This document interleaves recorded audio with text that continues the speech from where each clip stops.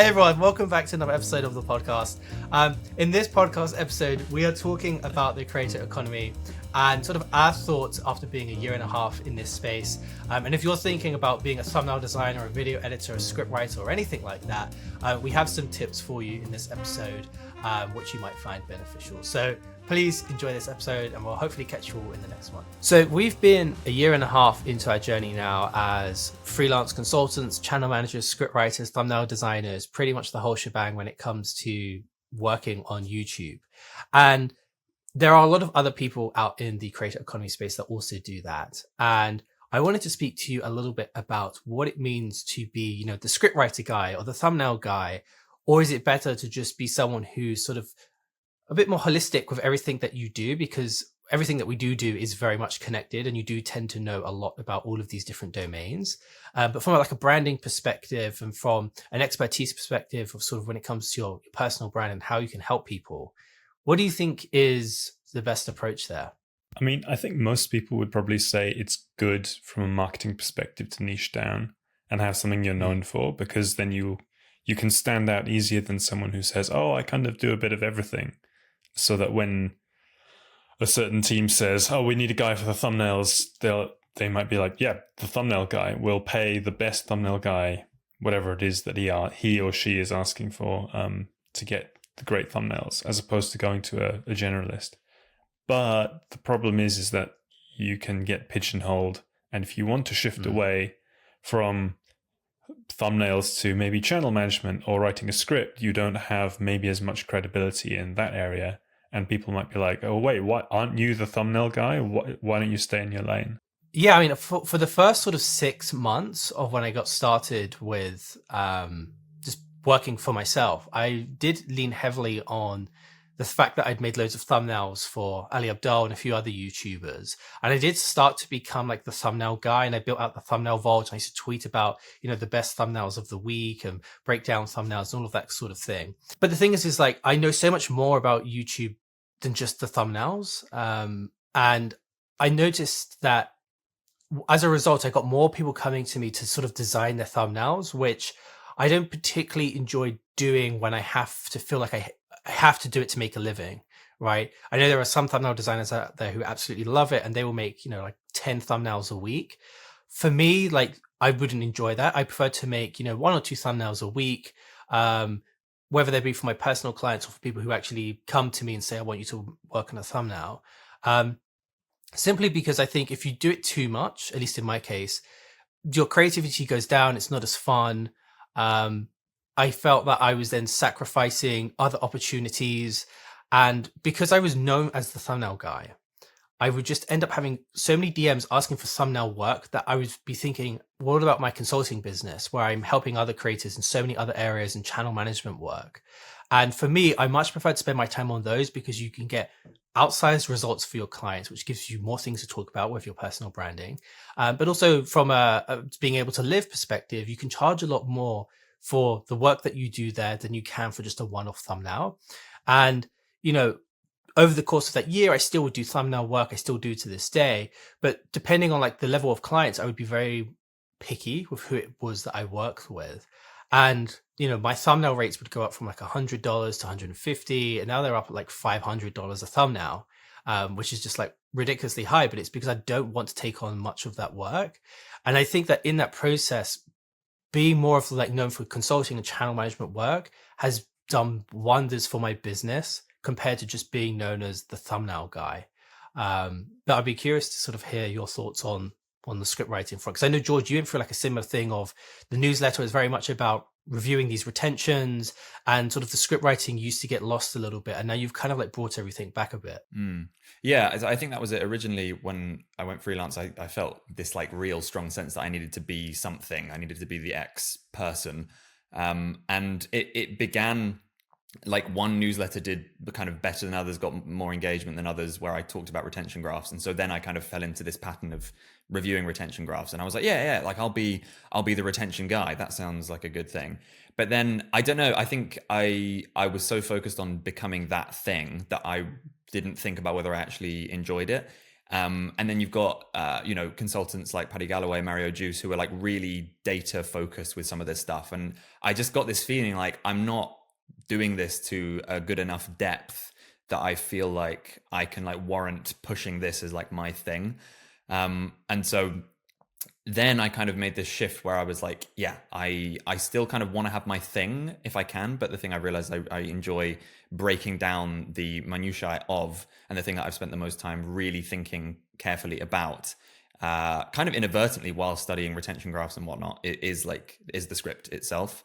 And so now I'm kind of in this position where it feels like that's not a thing that's really caught on yet. There's this kind of growing wave of people who are in need of script writers, but not enough script writers to go around. As you know, Gwilym, it's like a thing where constantly it's like, who do you recommend for this? Whereas I feel like I know who I would suggest for thumbnails and channel management and editors. Like there's a bunch of people that I could think of immediately. Whereas script writers, it's a little bit harder. And so now I'm happy in that kind of niche, and it feels like this is a more untapped thing where there's a huge amount of opportunity to figure out how to best connect people who need this skill with people who can do this skill. But currently, I don't know if there are enough people who can do the skill well. And so like that's, I think by dint of having this as my thing, like the script writing thing, it's allowed more of a kind of mission to emerge. Whereas if I think back to when I was trying to be the retention graph guy, I didn't really have a mission. Whereas now I probably need to think about how exactly I'm phrasing it, because it's good to be like super mission focused or whatever. But like the aim now is very much that the mission is to be able to connect YouTubers who need writers with writers, and a byproduct of that being training writers up to be good at this very specific kind of form of writing. So I think it's helped me have a mission. That's what I would say of finding my thing, being the thing guy, is giving me a mission, which is useful. I wasn't aware of that pivot.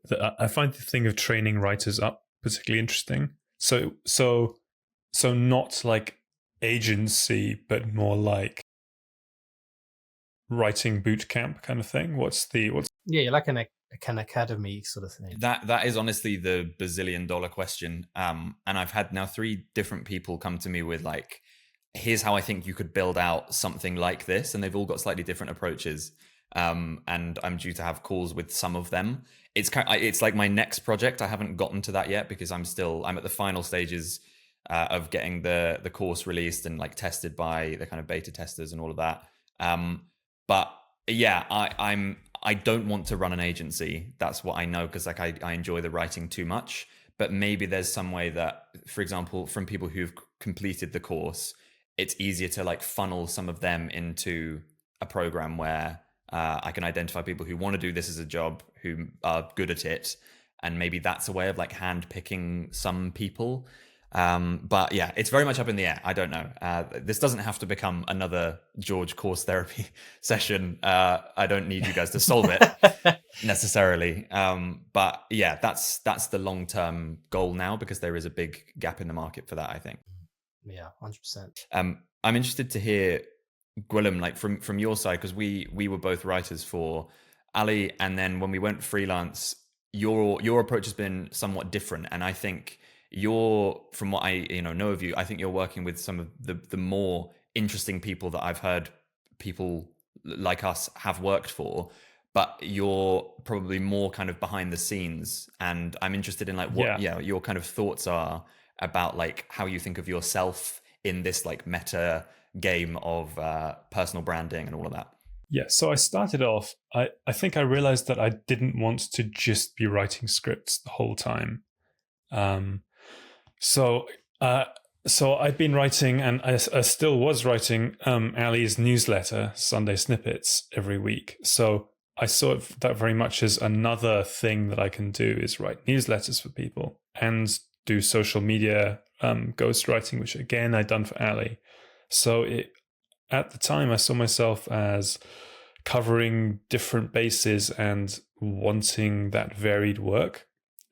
And in a sense, that helps you work with different people who are not all just YouTubers, but for example, like a businessman who has no interest in doing YouTube might want a really good Twitter presence, or someone else might want a newsletter. So yeah, I did a few different things. I'm not sure if there was a strategy behind that.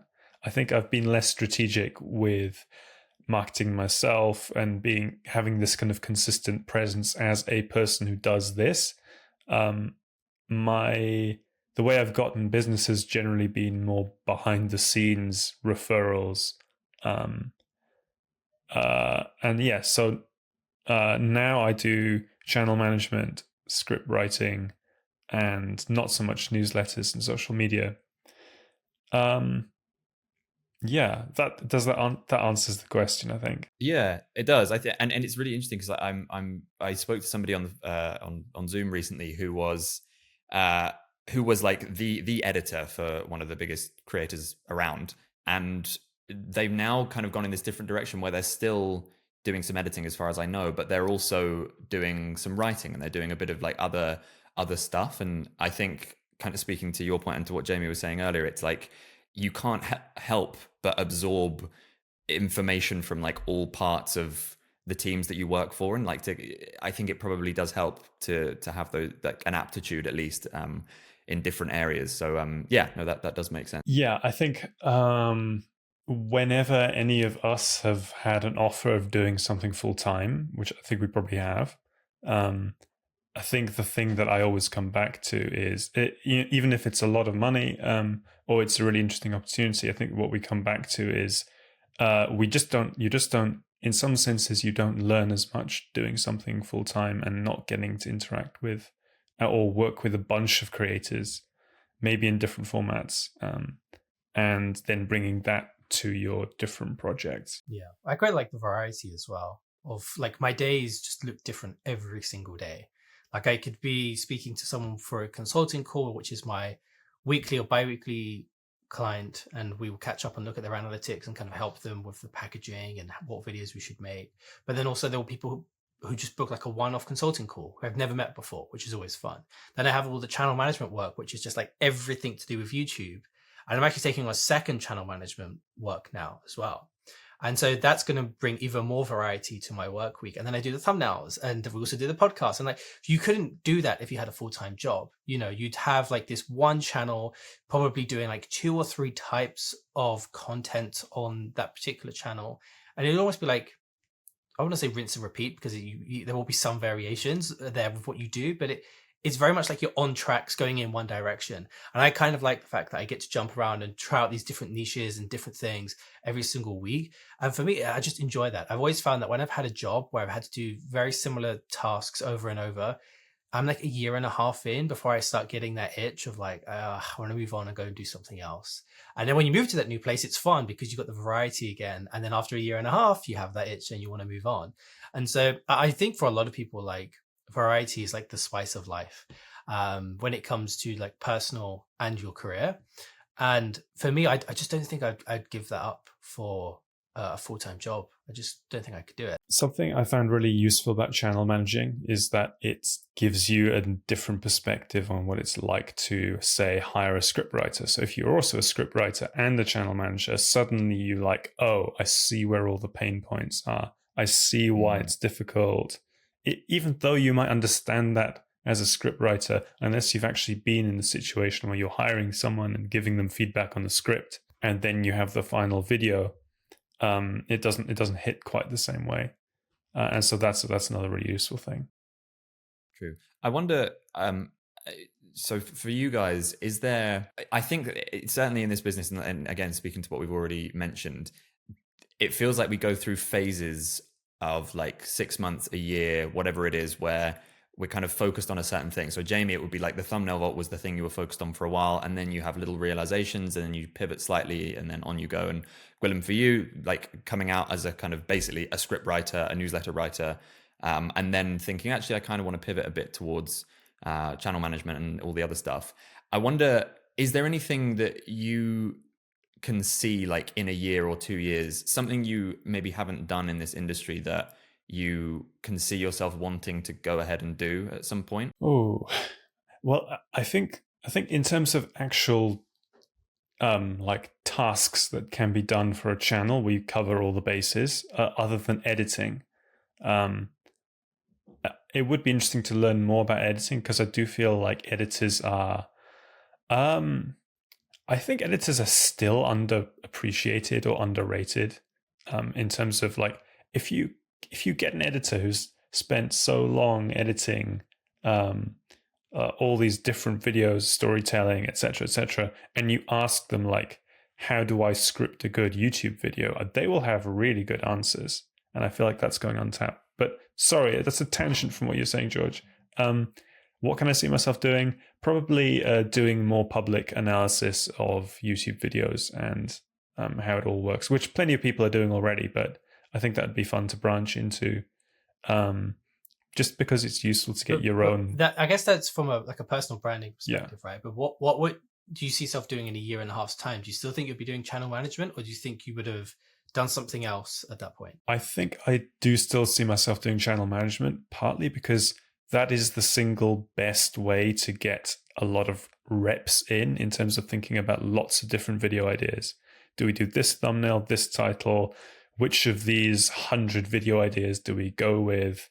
You choose you lay your bets, you send out the video. The playground, right? Yeah, right. It's like to experiment. It's like when you get out of when you get out of the first level in an open world video game, and suddenly the whole world is lying, and you can go anywhere you like, and you can suddenly you're working with a broader canvas. Then, hey, we want to write a video about this. Here's the script.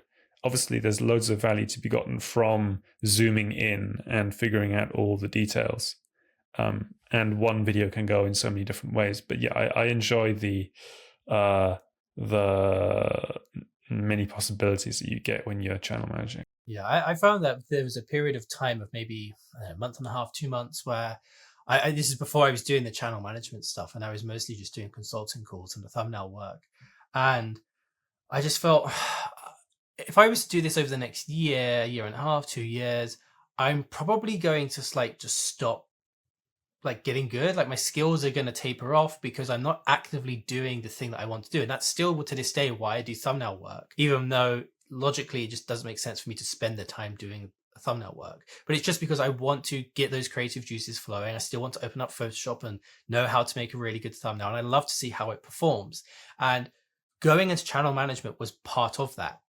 Because like you say, you get to touch on so many different areas that it keeps you sharp.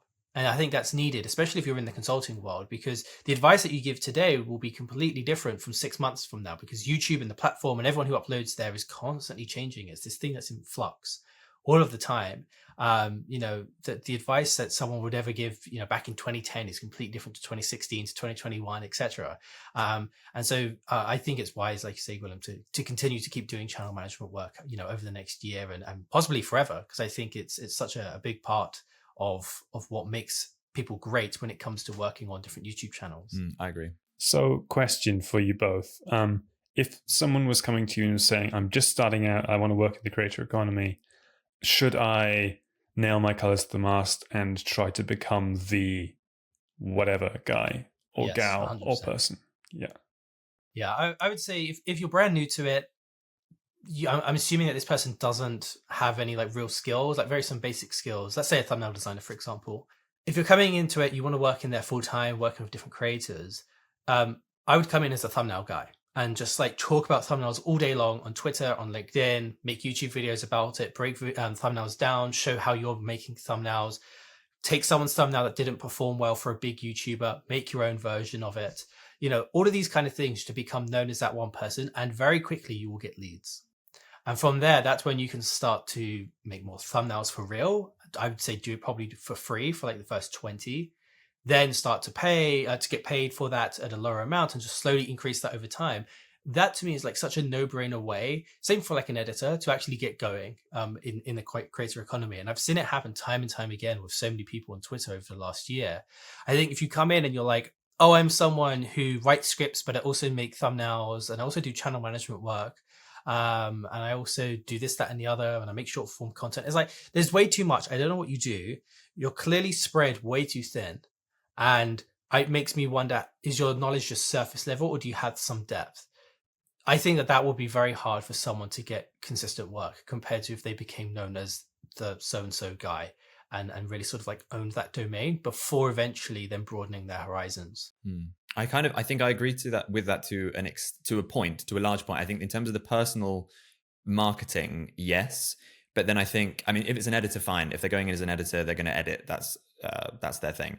But for me, at least, and I don't know if you would agree, Gwilym, like having on the table like the offer that I might also be able to do your newsletter or your tweets or whatever, that was a big thing that happened with me early on when I first went freelance. It was like, yes, you've hired me as a scriptwriter, but then when they would come to me and say, hey, if I pay you a bit more, do you mind doing my tweet threads? Do you mind doing XYZ?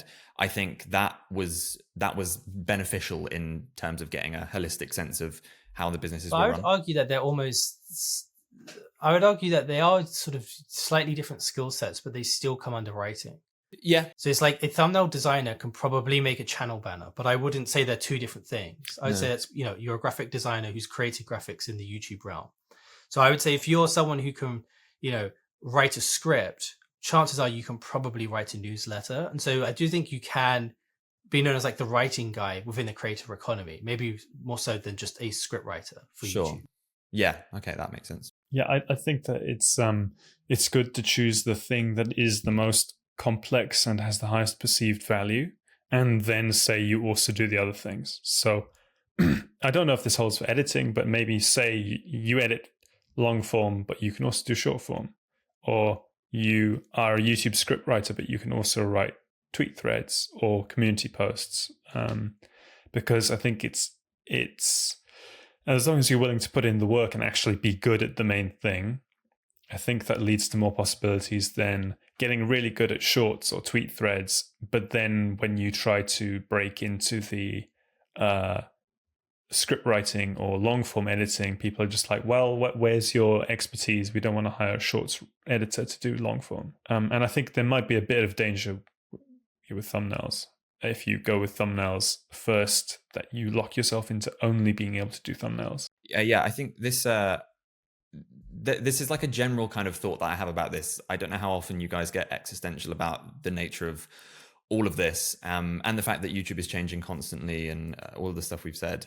It's like, I think on days where it's been busy or a bit more stressful, I'm like, or it feels like you're trying to push this frontier all the time for like, I need to do this project next. I need to keep pushing this. I need to invent new ways to interact with people and to create new products and like all of this stuff. And it sometimes makes me think like, what in 2 years, like what part of this at its core is the most fun? And speaking to somebody else on Zoom the other day who was like the guy for a certain thing on Twitter for a while, he was just basically saying like he's now kind of consciously distancing himself from that because I think it was just like not as fulfilling anymore, and it felt like as you were saying, Jamie, maybe the progression in terms of their own skills had tapered off a bit. And so I'm interested to think like what do I actually want my life to look like in a couple of years, and will being the scriptwriter guy now impede that, or what? I feel like it all comes down to personal branding from like a personality perspective. So not personal branding around I'm the scriptwriter guy, but personal branding is saying I'm George. And it's like, I'm George, I have many interests. These are all of the different things that I do. These are all of the things that I'm interested in talking about. And then you can throw all of that up on Twitter and people will love it. And they will just be interested in what it is that you have to say. I personally go back and forth on this sort of all the time because I can put out a tweet about something in the creator economy and get hundreds of likes. But if I start tweeting about something that's a little bit more niche or more based on my personality, I get like 3 likes because people are like, what the hell is this? And so then for me, from like a personal branding perspective, I'm like, oh, maybe I shouldn't do that. But when you look at the absolute heavy hitters of the world, they are themselves and they talk about anything. And I think that also applies to people on YouTube. If you look at someone like Casey Neistat, for example, he can make a vlog on anything and people will just watch it. Even if you look at someone who's more educational, like Ali, he can make a video on anything. Like he made a video on his skincare routine and got over 5 million views. Like, what does Ali know about skincare until that moment? Like, no one would have expected that to come out. But he makes a video better than everyone else in that niche. But people click because they trust his personality. And that, I think, is the path to go down, in the long run. I always think of Peter Levels, if you know him. He's like the indie hacker guy on Twitter. He's called levels.io. I've been following him for maybe like 5 or 6 years. And he talks about indie hacking all of the time and the products that he's building and his expertise of being a programmer, of making these online businesses, right? That, which is sort of our version of the YouTube expertise. But he also is always talking about his fitness, where he's traveling to, the digital nomad life. He's always interacting with other people. And he's just such an interesting person to follow. And I feel like I would love to be more like him in the long run. And I think that's what most people should try and aim for, as opposed to just talking about one domain. Because then if you ever want to leave YouTube, or if you ever decided, you know what, I'm going to start an agency or some sort of company, and you scaled that and you wanted to like sell that off, it's like, what are you left with? Because you can't be talking about that anymore because you don't do it. And then you're sort of stuck. And I feel like that's what Thomas Frank has done quite well. Again, like his personality is there. You know Thomas Frank for who he is, as well as being the Notion dude, right? I think that there's a pattern that I'm starting to see on Twitter, especially, where someone might post like, here are 10 tips for blah, blah, blah, blah, blah. And yeah, it does very well. But if you see someone writing, last week I got absolutely burnt out trying to come up with YouTube video ideas, full stop. You want to read the next sentence, right? And once you've read the whole tweet, you have more of a connection to the person.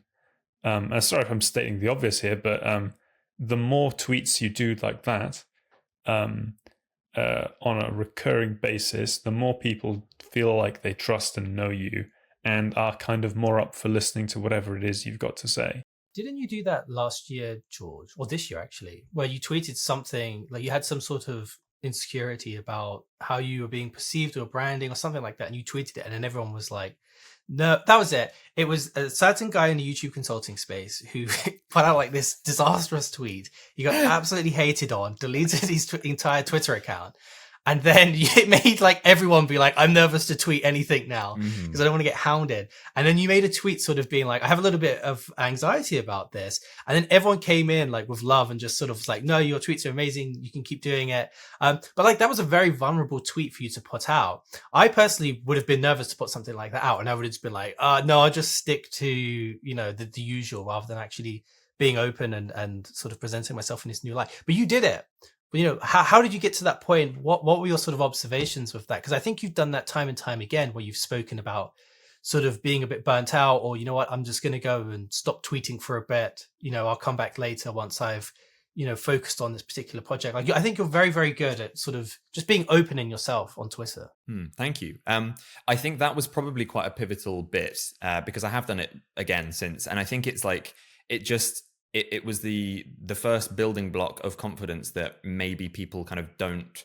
I think we get this, yeah, again, maybe this is stating the obvious, but this sense that everyone's kind of watching us all the time. And it's like, if he hasn't tweeted in a day, like, why not? If he hasn't put a newsletter 100%. Out this week, why not? And actually, I'm so overwhelmed with newsletters, for example. I'd probably be grateful if people stopped, if like it became like once a month, even my favorite newsletters, because it's often just too much to keep up with. So that was certainly the first point. But then, yeah, for me, it was, I think the next occasion that it came was, as I spoke about at the start, the sense that I wasn't enjoying doing the retention graph stuff. But I had this thought of like, well, this is what I built my entire kind of thing on. I'm the retention graph person, or at least I'm trying to be. And then I put this poll out in my newsletter that was like, hey, I mean, do you guys, what if I didn't talk about that? And I think it got about 55 responses. And one person said I would stop reading. And everyone else was like, no, we read it for other stuff, script writing stuff, personal stuff.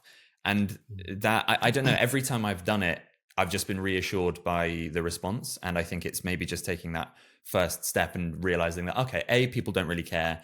And B, they just probably want you to be happy in what you're doing because then you'll do better work. And so, yeah, that was a nice realization. And as a result, like the kind of final stages of the course, I put this newsletter out saying, hey, I'm going on hiatus for a month because I need to get the course over the line. 1 month later, coincidentally, I was leaving London. So I felt like this really strong urge to write a newsletter that week. But again, I wrote, hey, it's actually going to be a couple more weeks. Wasn't very specific about it. And it's now been another month. This week, this week at the time of recording, when this comes out, who knows? But I'm finally coming back with that. And so overall, it's been like 2 months where I've sent one newsletter and I haven't had a single person complain. I suppose the proof will be in the pudding. I was about to say, I'm surprised it's been 2 months. I didn't think it'd been that long. Yeah, no, it has. Again, I punctuated. can't tell if this is an example of it's better to to take a step away. It's not needed every week, or is it a case of everyone just forgets? If you're not there, you're always posting. It's like which is the lesson to take from this? I think yes, it's an interesting point. What will the result be? The proof will be in the pudding when I send my newsletter this week. Will the open rate be like 20%? Will people give a shit? Or will people care? Do we swear? I don't know. We will see. We will see. I think people will care. I think it's a case of sometimes, because I'm guilty of this, I will just forget about a YouTuber or a newsletter. And then when it appears, I'm like, oh yeah, I forgot about them. And I'll like go on a binge watching session and sort of catching up. I think that's the case. I think that, like you said before, we overemphasize how much we think people are watching, and every little move that we make, when that's probably not the case. And for the most part, people can take it or leave it. And I think if you can be consistent and you can do the basics long enough, it's probably better. But if you don't get a newsletter for that week, don't beat yourself up about it. I haven't posted my newsletter for about a month. I go in and out of these phases of, oh yeah, I've got to, do the basics. I've got to get at least one newsletter out a month, keep that audience warm. But I just don't particularly enjoy it all of the time, because it's like I'm busy throughout the week, and then it's like, oh, it's Friday, I've got to write a newsletter, and I just don't have time to sit down for an hour because I have other priorities that are like way more urgent and important. And I used to beat myself up about it, and then I get to the point where I go, oh, screw it, it's done, I've missed it, it's Sunday, I'll do it next week, and then it happens again. And after like 2 weeks, I'm just like, I haven't noticed any impact on my business. I don't nothing bad has happened. And so I just go back to posting a newsletter when I care and I want to do it. But again, it's kind of like long term, is that the right play? But I try not to beat myself up too much about these things now, because I do that with so many other things. I put too much pressure on myself in every area of my life. And I'm like, who cares about a newsletter sort of just listing 5 bullet points of interesting things to look at throughout the week, or my general thoughts on something in the creator comment? Like, who cares? So I'm trying to be more forgiving to myself, and just like, I'll do the odd tweet. Like, it's just way less friction to get a tweet out than it is to sit down and write an entire newsletter, which is usually opened and dead and buried 2 days after you've sent it, like every other newsletter. So I'm trying to just be more chill with it, really. I feel and this is not to make you feel bad, Jamie, but oh God, I feel if you are doing a regular update news style newsletter, probably part of the play is just being there constantly, and but because it's not like you're not like swinging for the fences, you're trying to be a constant presence. Whereas if it's a more like cool thing that I have suddenly discovered that may change the world newsletter, then maybe it makes more sense to post less frequently. But yeah, I agree. I don't think you should beat yourself up about it at all. Yeah, because I think the newsletters are cool, but there's so much pressure. Like Morning Brew, I think is like every day they post a newsletter. I guess like Colin and Sumir's the published press in our sort of sphere. They don't publish that often anymore. Like sometimes they'll go like a week, 2 weeks between posts, I found. And again, I think it's because their newsletters are just so dense. There's just so much in there that I think sometimes it might just be a bit overwhelming to come up with like news topics and point to these links and mention all of this stuff. And I know they have to deal with sponsorships as well, which brings in like a whole other element into that newsletter. But yeah, I agree. I just think take the pressure off when it comes to like publishing things like links. I think that's why Tim Ferriss's style of newsletter is good, because it's literally 5 Bullet Friday, where he just posts 5 bullet points with a very simple comment. I tried to copy that format, but for the creator economy. But I think I do too much of like, let me give a little bit of a spiel about why someone should care to click on this particular link. Let me put a nice photo, so that the newsletter is really interesting to look at when you open it and you want to read it. Whereas you've got someone like Tim Ferriss who just literally posts 5 lines of text. And it's like, if he can do it, again, I don't want to compare myself to Tim Ferriss. I know I've got the haircut and everything, but I don't want to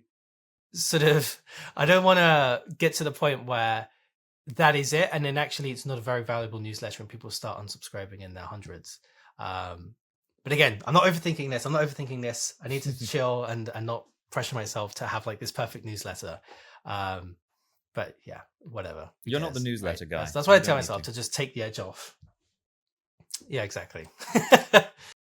Thanks for watching this episode. If you enjoyed it, be sure to give a like and subscribe to the channel if you're on YouTube. And if you're listening to the audio version, I would appreciate it, as well as the other guys, if you could give us a rating, because it really helps the podcast out.